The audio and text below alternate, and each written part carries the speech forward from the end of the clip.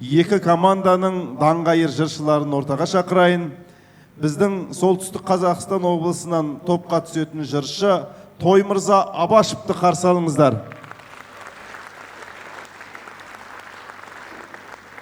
Ал енді Алматы облысынан топқа түсетін жыршы Серік Әбдірайымовты қарсы алыңыздар.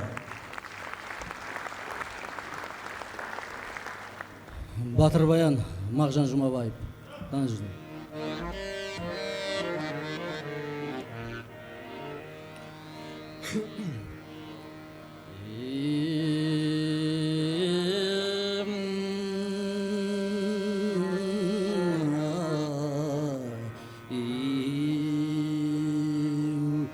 Жүрегім мен зарлымын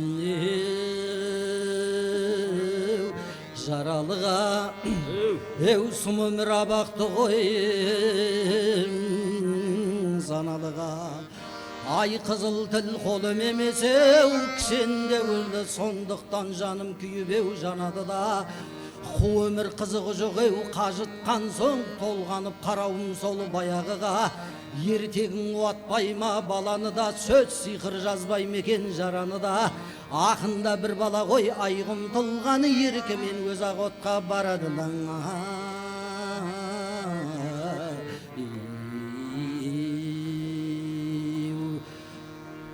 ойлайды күңіренеді толғайды ақын күрсініп көзіне жас салады да ақында адам изаттан дос болмайды жалғыз асырын сөйлер қаламынан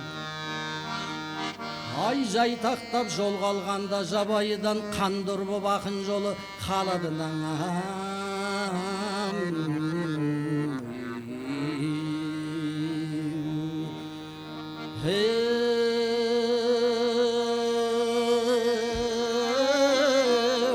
қиын күн туған алашеу баласына шұбырған жапанның сары даласына кез болып жаудан үркібеу ақтабан боп дұшпанның қалғандай бобеу табасына күндерін сонау қара тапсырған ел тағдырын Абылайда еу данасына сол күнде елге қорған болған Абылай қылсаңыз қанша тәует моласынан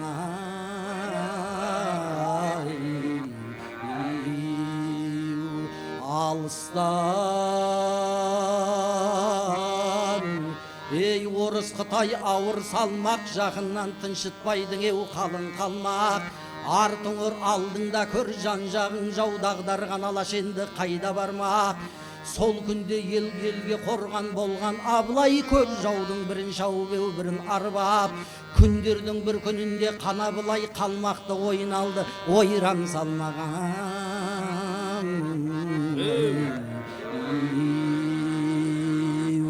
жиналды өңшең бөрі ығай-сығай бәйжігіт тасболат бен би толыбай ту бастап Абылайды қан көтерген қамқоры қарауылдың шешен қанай ай ашуы жауған қардай шөккен нардай қарт қыран қанжығалы қарт бөгенбай бөкеннің жас жеткіншек жолы барса аузынан жалын шашқан жас жаңатай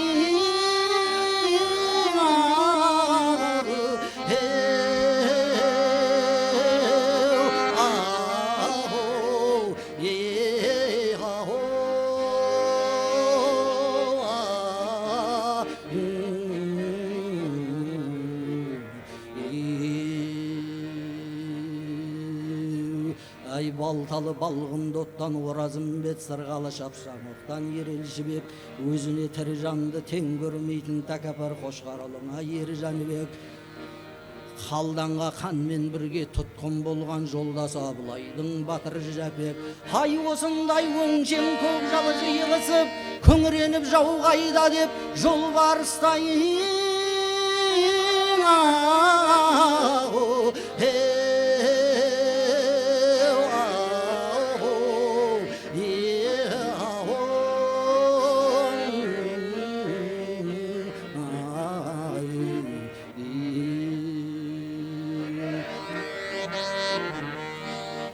әр ақын әр батыр қарап жүр, айтады өрлеп барып аспан ғасыр. Бұқар мен тәтті қараңеу жырлағанда толқынды тұңғиық боп төгілген жыр. Осындай думан менен күндер өтті, батырлар еріктенді жатқанға құр. Аттан деп әл айтпаған Абылайды, көк жалдар дей бастады жүренді жүр. Алайда Абылайдан сөз болмады, сондықтан бұғып бұқсып туды күбірейін.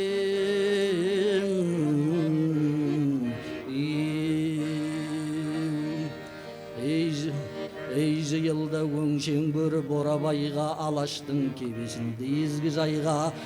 Ай батырлар бұғаудағы арыстандай, Абылай тұңғиық біреу терең ойда. Бәрі де ел қорғаған батыр билер, аттанбай тек жатуда таппай пайда. Жүрелік жау басынар деген сөзбен салденді қанай биді Абылайға. Би қанай бұлғалай деп бастағанда, Абылай сұрады одан баян қайдай. Қанайым ойың удай тілің шаян, амал не келген жоқ қой батыр баян. Көп жаудың албастысы елеркесі, баянның батырлығы Алашқаян. Баянның әруақты құратыннан көп қалмақ болмаушы бет қорқып қоян. Нар кескен өртті ескен қайтпас болат, баянсыз қанатымды қалай жаям. Бейқанай аттанбайды қана бұллай деген соң келмесе қанды балақ батыр баян дейм.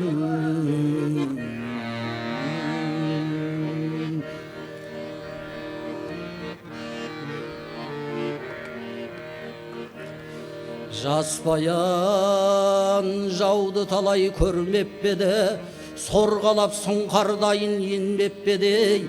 Майданда жолбарыстай жалғыз ойнап, сан қолға аш бөрідей кірмеп беді.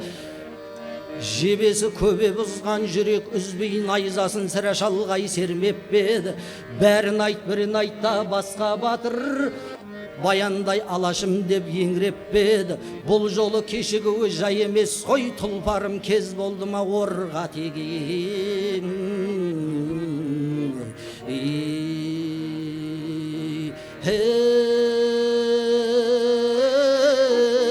Бұл күнде аз қазақ пен қалың қалмақ, қыран мен қара құстай алысқан шақ.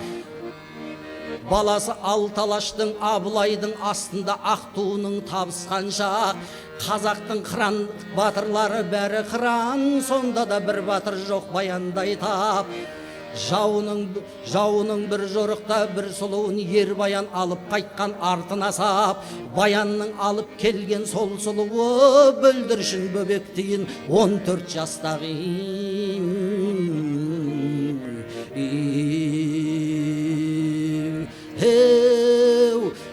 Сол сұлу екен атқан таңдай, өзіне бәр сұлулық жиылғандай.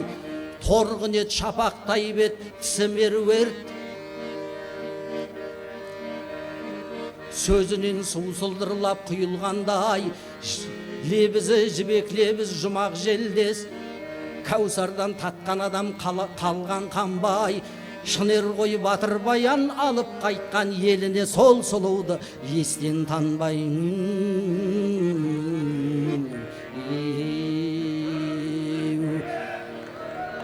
Ер баян жас сұлуды алып келген, сұңқардай бабындағы сұқ-сұқ көрген. Ілмек қан жуып екі көзін қанды балақ, ілмекке қоңыр қазды көңіл бөлген. Марал бар оқ қашпайтын тымсақ, бірақ кезеңде кез келсе де қандай берген. Қалмақтың қайсар қызы қайрылмаған, болаттай жасау беріп майрылмаған.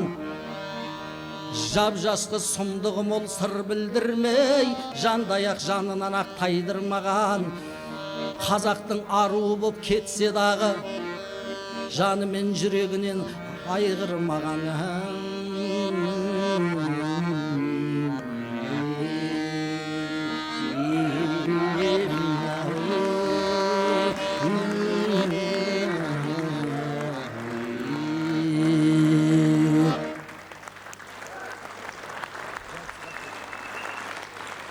Мынау бүкіл түркі жұртына ортақ Алпамыс батыр эпосында Алпамыс батыр Тайшыққанды өлтіріп 7 жылдан кейін еліне оралғаны баяндалады.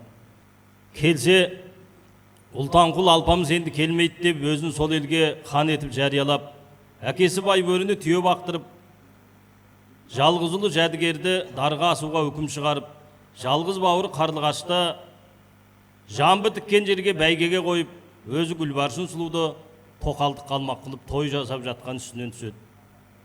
Сонда жігіттер жиналып барып Ұлтанқұлға айтты: "Тақсыр хан қызықтың бәрін көрдік. Енді бір күн өлең айтқызсаңыз екен" деді. Сонда Ұлтан айтты: "Олай болса, кімде-кім өлең айтса, хан болдың деп, бек болдың деп мені мақтап айтсын" деді. Ешкім Ұлтанды мақтап айтуға бата алмады. Сонда Ұлтанқұлдың Бадамша Сақау деген бәйбішесі, Сақау бәйбішесі бар еді. Ол қасына өз секілді Мапия деген Сақауды ертіп келіп, "Ұйтан бегіме деген өйеңді өзім айтамын" деп айтып жатқан жар-жар өлең екен дейді.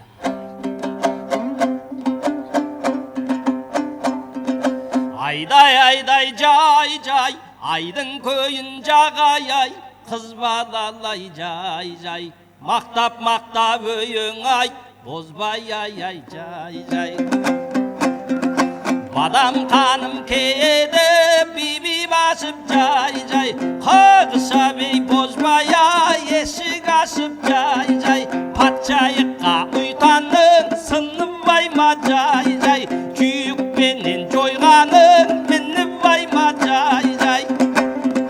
Құдай бейген дәуеттің айқасында шикін ау, жәдігейді ашамыз ейтен дайға жай жай. Айт дегенде айтамын күй байшын жай жай, жақын ұяқ қасыма кей байшын жай жай. Құдай бейген дәуеттің айқасында шикін ау, біздің байға тоқай боп жүй байшын жай жай. Әлқиса Сақау осыны айтып көңілі тасып: "Ей жігіттей, бағанағы дивана қайда жүй?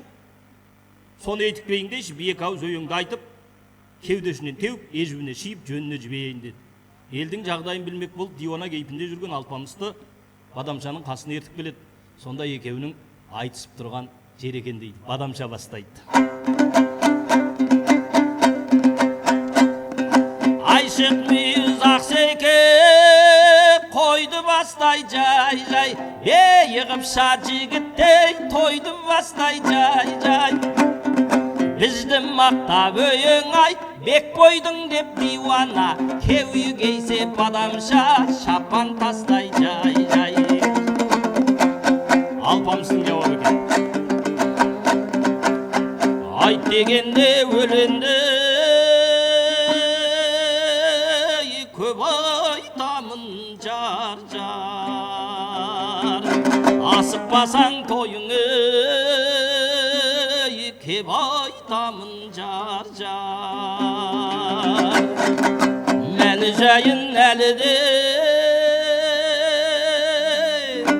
білгенім жоқ жар жар, ел қыдырған диваны нен айтамын жар жар" дейді. Бадамшаның айтқан екен: "Айт дегенде өйенде көп айтыңыз жай жай, осықпай-ақ тойыма кеп айтыңыз жай жай. Тоқай бойған күй байшын беймеймісің шикін ау, құтты бойсын тоқайың деп айтыңыз жай жай" дейді. Сонда Алпамыстың жауабы екен: "Олай десең тойыңы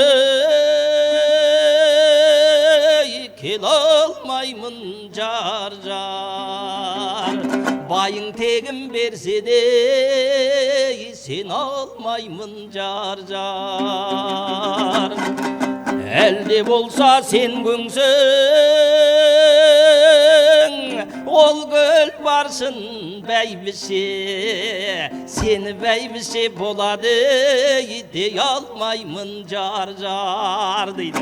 Бұл кезде Бадамша ашуланып кетіп былай деген екен: "Бейжияма шикін ау, быйжияма жай миың кетіп башыңнан қайжияма жай ұйтанбегім төбеңде ойып қояды дивана бетайдыңа быйжияп сандияма жай деп қоя береді. Сонда Алпамыстың жауабы екен: сен де шаптың бәйгеге, мен де шаптым жар. Ашуланып бетімнен иттей қаптың жар. Өлгеніңше мақтайсың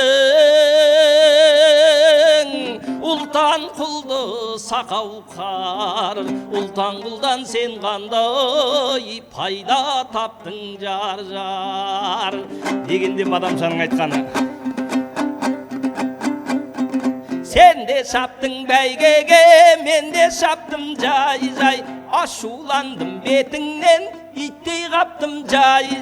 Мен мақтамай, кім мақтайды? Ұйтанымды шикін-ау, заманымда тілләден шашпау тақтым жай деп қоя берген екен. Сонда Алпамыстың айтқаны: өлең айтып алдыңнан есейін мен жар. Бұлбайсынды жағалай көшейін мен жар. Заманыңда тілләдің шашпау тақсаң сақауқар. Осы тіллә шашпауды кесейін мен жар дейді. Бадамшаның жауабы: өйен айтып айдымнан жейдеші жай. Бүйбайсынды жағалай ейдей көші жай. Шашпау түгі дамбайым бауыз жібек дивана, не қияды тішіңмен тіштеп шеші жай. Сонда Алпамыстың ашуланып айтқан екен дейді: жүруші едің Бадамша, отым жағып жар. Жүруші едің ұлтан құл, малым бағып жар. Қалай сөйлейсің, ей сақауқар, өлтірейін астыңнан қазып қағып жар дейді. Бұл сөзді естіген Бадамша орнына қарғып тұрып: өйіңі де құйсын, диванасы да құйсын, бұй кім өзі, өйің айтпаймыз деп жұртты тарқатып жібереді. Сондағы тарап бара жатқан қатындарға қарап Алпамыстың айтып тұрған ғазал екен дейді: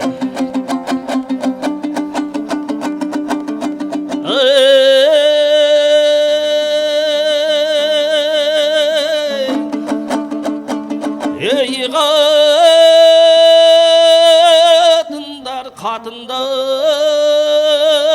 кең сарай үйге жатыңдар, өлеңіңді айтыңдар. Таң атқан соң қайтыңдар, айтқызармын өлеңді, тартқызармын күйіңді. Үйде көрдім түріңді, түзде көрдім үйіңді, төгілтермін шараңды, шулатармын балаңды. Ойламадың құдайды, өңкөй надан сақаулар, ауқадам ауқай.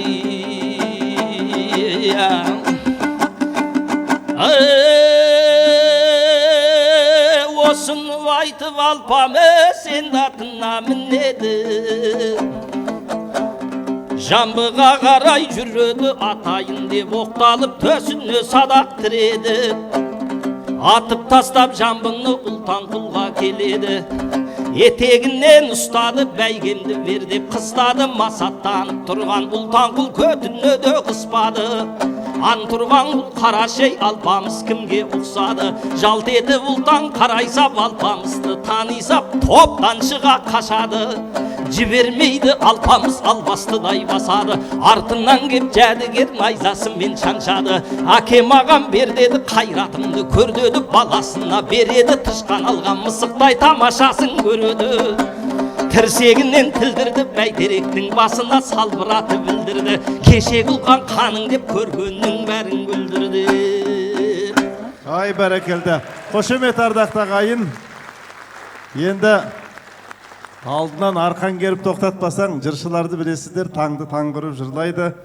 Осы екі жыршының өнерін тамашаладыңыздар. Енді Қазылар алқасы бұл жыр сайысын бастаған Солтүстік Қазақстан облысының жыршысы Тоймырза Абашевтың ұпайын беріңіз. Алмасаға 10 ұпай. Алматы облысының жыршысы Серік Әбдірайымовтың ұпайын беріңіз. Алмасаға 10 ұпай. Рахмет.